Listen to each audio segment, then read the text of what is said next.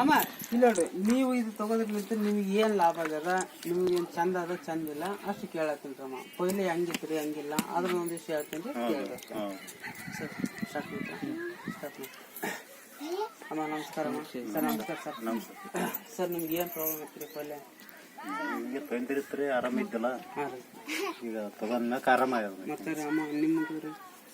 ನಮಗನ ಆರಾಮಾಗಿದೆ. ಆರಾಮಲ್ರಿ? ಏನ್ ತೊಂದ್ರೆ? ಮಕ್ಳು ತೊಂದ್ರೆ ಐತ್ರಿ ಅಮ್ಮ. ಇದು ಹೊರಗಡೆ ದವಾಖಾನೆ ಎಷ್ಟು ದಿನ ತೋರ್ಸಿರಮ್ಮ? ಹೋಗಿರಿ, ಅದು ಅವರ್ನ ಏನು ಫೈದಾ ಆಗಿಲ್ಲ. ಏನ್ ಫೈದಾ ಆಗಿಲ್ಲಮ್ಮ. ಎಷ್ಟು ವರ್ಷದಿಂದ ತೋರ್ಸಿರಮ್ಮ? 4-5 ವರ್ಷದಿಂದ ತೋರಿಸಿ. 4-5 ವರ್ಷದಿಂದ ತೋರ್ಸ್ಕೊಂಡ್ರೆ ಏನು ಆಗಿಲ್ಲಮ್ಮ. ನೀವು ಎಷ್ಟು ಮ್ಯಾರೇಜ್ ಆಗಿ ಎಷ್ಟು ವರ್ಷ ಆಯ್ತು?